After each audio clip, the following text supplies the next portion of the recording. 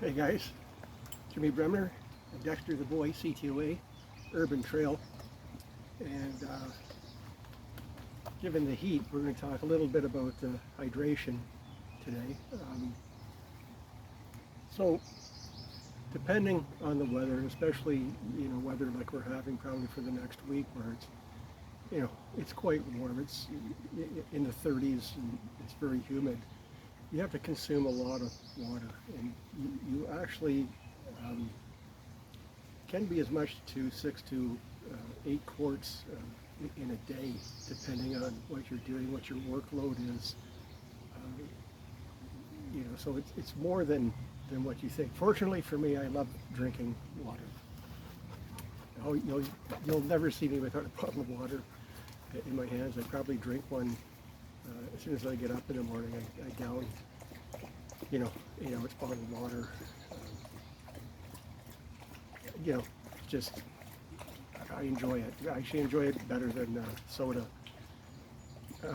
Sports drinks are okay. I find them a bit salty, but I'll water them down with water or orange juice. I like orange juice as well. So lately I've gotten back into mountain biking and things like that, and I've been wearing the Camelback. Okay, and this is about a 3-liter Camelback, and they're great, and you can stow some gear in it. I've got a poncho in here, and some small bicycle tools, and some very basic things. That said, the problem with the Camelback, if you don't do maintenance on them and you're not changing the water out and cleaning the straw, you could get bacteria building up in there, and it's just not good for you. So they are good, but you have to maintain them. And I'd suggest that if you haven't used all the water in it, say today, that I dump that, I clean it out. I put a bit of bleach in there, clean it out, and then I hang it out to dry. And especially clean the straw and the mouthpiece on them. But they are good. I enjoy it because on the bike, I can get at it, and I don't have, the problem with the water bottle. I don't have to really I can pay attention to what I'm doing, and so I do prefer them in that case. And I don't have to carry other things, right? So on a bicycle, it makes a lot of sense to me. And they're great on the range as well, because you're not always near, hydration of water. So I enjoy them on the range, but you got to clean them, okay? Now, that said, when I'm out on a small hike with Dexter, I can take my, military canteen, my steel canteen, right? And you have that. It's 32 ounces, so you can boil.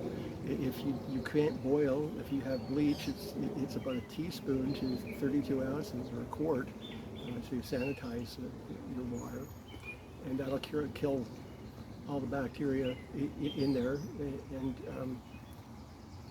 so you want to keep that in mind, right? So, but CDC, okay, there's a table on there on how to, if you're not boiling, how to use bleach and other things to purify your water.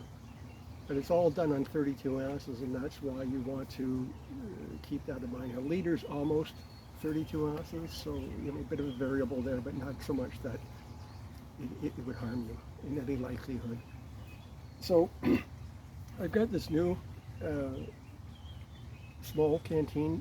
It's actually made after a European, I think it's a Swedish officer's canteen, and this is put out by Dave Canterbury at the Pathfinder School and Self-Reliance Outfitters, and it's great in that it has a cup so I can boil, and I like it because it's flat, and my haversack, it fits down really nicely, and it's not bulky, right? That said, I do, because I have Dexter, I have a couple of doggy bags there, but it dual purpose, because it actually, the main thing it does is it keeps it from rattling around. I can't stand things like noise discipline. I can't stand things that rattle around. Okay, so like even in a whistle, take the P out of the whistle because it'll drive me crazy, or I'll stuff cotton in there to just, stop it from rattling. But that's why I have that. I can also use those bags for the obvious purpose, or I can use them to again, hold water if necessary. And so I do like this very much. But that's, I believe I've shown this before. This is a shampoo bottle, okay? And I like it because in a first aid sulfate situation, I can irrigate a wound, and it's actually easy. Dex, it's good for Dex because I can give him water pretty easily without having a bowl or putting it in my hands, and I do like that. The problem is I can't boil in it, but it occurs to me it fits in the steel cup here from Pathfinder School equally as well, so I kind of get the best of both worlds with that. So that's where I am with, hydration today. Like I said, depending on what you're doing, between 6 and 8 quarts in a day. There are charts on the internet that you can download, and it'll tell you how much to take in every so often. What we used to do with Gatorade, is have different colored bottles. Okay, so you have a red, a green, and a yellow, we'll say.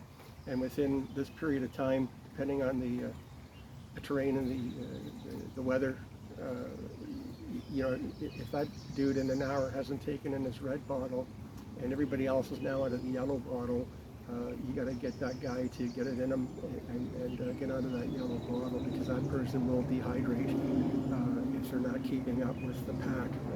So that's a really easy way of doing it. You can do it with food coloring.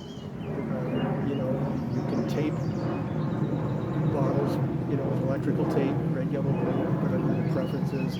But it's important that somebody on your team is looking at how much water people are taking in. Okay, signs of heat stroke, a really crazy bad headache, not sweating anymore, dizzy, and kind of can't answer questions very readily. And those are the signs of it.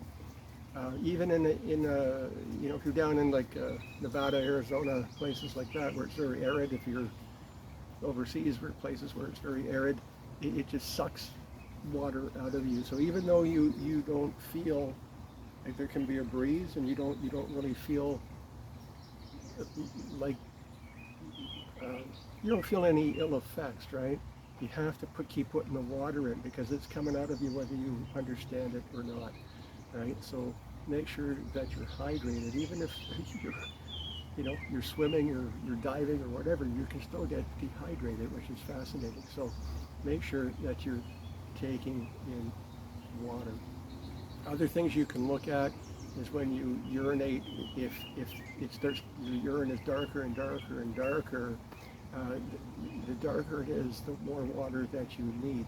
Okay, so you have to keep an eye on these things when you're out and about. Let's talk about Dexter for a minute. Dex, come here. Come. He's coming. Okay, so Dexter, big guys like this, all right,